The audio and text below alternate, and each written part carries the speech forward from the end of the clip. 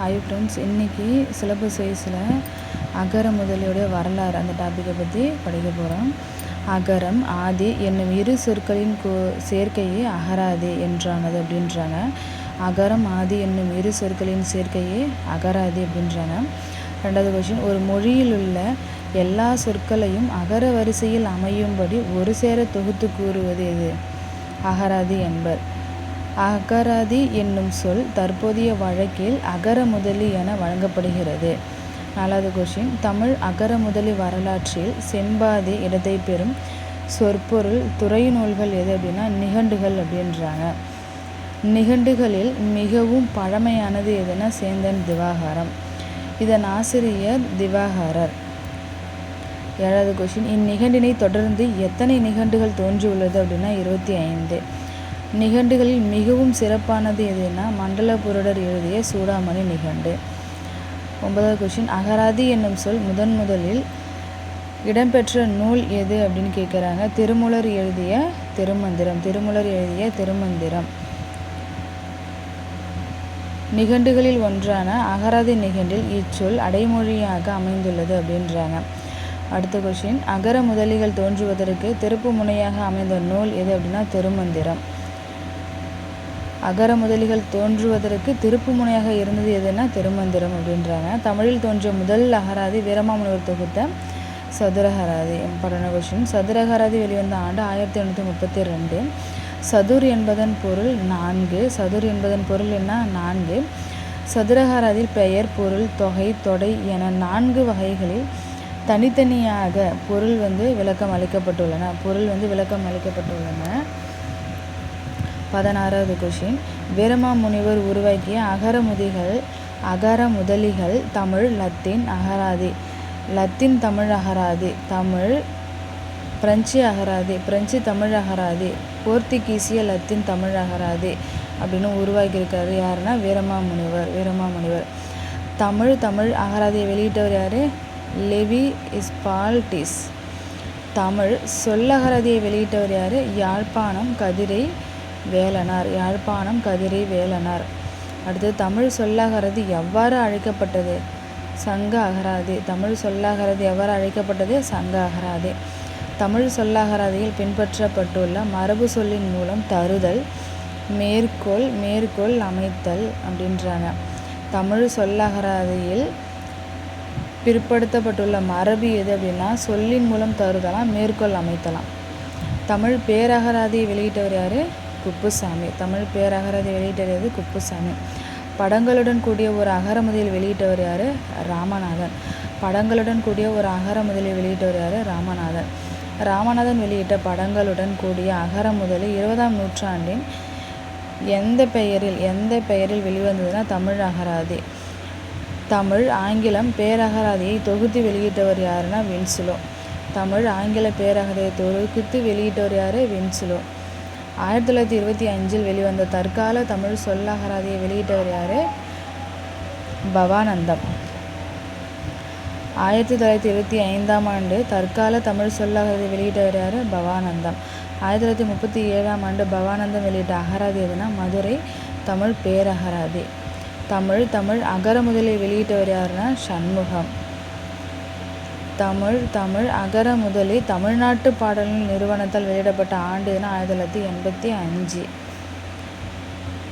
20ஆம் நூற்றாண்டில் வெளிவந்த மிகப்பெரிய அகர முதலி எதுனா சென்னை பல்கலைக்கழகம் அகராதி தான். இது நன்கு திட்டமிட்டு முழுமையாக உருவாக்கப்பட்டது அப்படின்றாங்க. அடுத்த கொஷின், அடுத்தது 30 பார்க்கலாம்.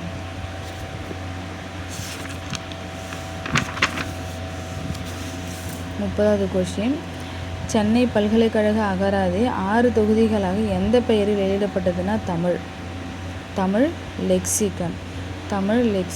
சென்னை பல்கலைக்கழக அகராதி 6 தொகுதிகளாக எந்த பெயரில் வெளியிடப்பட்டது அப்படின்னா தமிழ் லெக்சிகன். தேவநேய பாவாணரின் செந்தமிழ் சொற்பிறப்பியல் பேரகர முதலியின் முதல் தொகுதி வெளிவந்தது எது அப்படின்றாங்க. ஆண்டு 1985. இதன் 2ஆம் தொகுதி வெளிவந்த ஆண்டு 1993. படங்களுடன் கூடிய 2வது அகராதி தமிழ் சொற்பிறப்பியல். இங்கே ஒரு கொஷின் பார்த்துங்க. படங்களுடன் கூடிய ஓர் அகர முதலில் வெளியிட்டவர் யாருன்னா ராமநாதன்.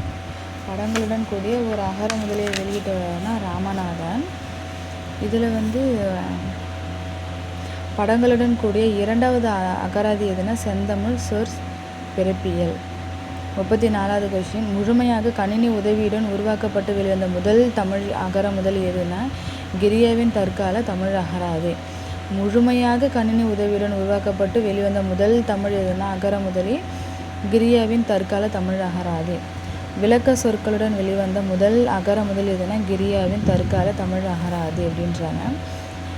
அடுத்தது, சொற்களுக்குரிய பொருளை அகர முதலி மூலம் அறிந்து கொண்ட பின் இலக்கியங்களில் சொல்லப்பட்டுள்ள பெயர்கள், கதைகள், வரலாறுகள், பழக்க வழக்கங்கள் முதலியவற்றை தெரிந்து கொள்ள வேண்டிய தேவைகள் ஏற்பட்டன. இதன் விளைவாக தோன்றியது தான் கலை களஞ்சியங்கள் அப்படின்றாங்க.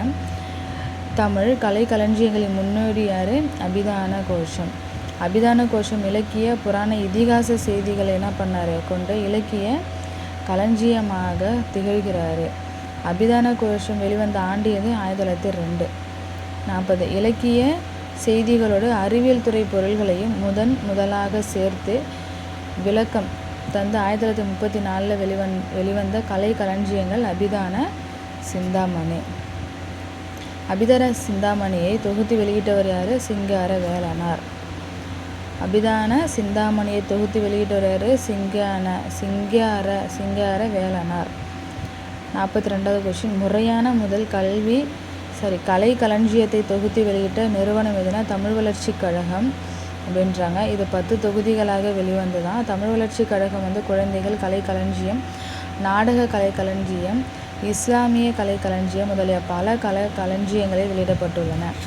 45வது கொஸ்டின், கலை களஞ்சியங்களை தொடர்ந்து துறை சார்ந்த புதிய சொற்களுக்கு விளக்கத்தரம் தோன்றிய கலைச்சொல் எதுன்னா அகர முதலி அப்படின்றாங்க. எந்த நிறுவன முயற்சியால் பொது அறிவு, உளவியல், புவியியல், புள்ளியியல், வரலாறு, வானவியல் முதலிய துறைகளுக்கும் கலைச்சொல் அகர முதலிகள் 1960 தொகுக்கப்பட்டுள்ளன. அதை கலை கதிர் அப்படின்றாங்க. 47வது கொஸ்டின், அறிவியல் சார்ந்த துறை வாரியான கலைச்சொல் அகர முதலியை தொகுத்து வெளியிட்டவர் யாருன்னா மனவை முஸ்தபா. இம்பார்ட்டண்டான கொஸ்டின், மனவை முஸ்தபா. அறிவியல் கலைச்சொல் களஞ்சியம் வெளியிடப்பட்ட ஆண்டு 1991. அடுத்தது, பல துறைகளில் பயன்படுத்தப்படும் பொழுது மொழி வளர்ச்சி அடைகிறது. மொழியின் வளர்ச்சி நம் வாழ்வின் வளர்ச்சியாகும் அப்படின்றாங்க. அவ்வகையில் காலந்தோறும் ஏற்படும் சொற்பொருள் மாற்றங்கள் அகர முதலிகள் பதிவு செய்து சீர்மைப்படுத்தி மொழி வளர்ச்சிக்கு உதவுகிறது அப்படின்றாங்க. இன்றைய மக்களும் பண்டைய இலக்கிய இலக்கணங்களின் சொல்வளம், பொருளாழம் போன்றவற்றை தெளிதின் அறிந்து சுவைத்து மகிழ துணை செய்வன எதுன்னா அகர முதலி அப்படின்றாங்க. 51வது கொஸ்டின், அகர முதலி ஒன்றை நாளும் படித்து வருவாய், நிகரில்லாத சொற்கள் நினைவில் நன்கு பெறுவாய் என்று கூறியவர் யாருன்னா பாரதிதாசன். அகர முதலியோட பாடல் இது. இவ்வளோதான் அகர முதலியை பற்றி, அகர முதலிய டாப்பிக்கை பற்றி கொஷின் இருக்குது. நாளைக்கு தேவநேய பாவனை பற்றி பார்க்கலாம். தேங்க்யூ.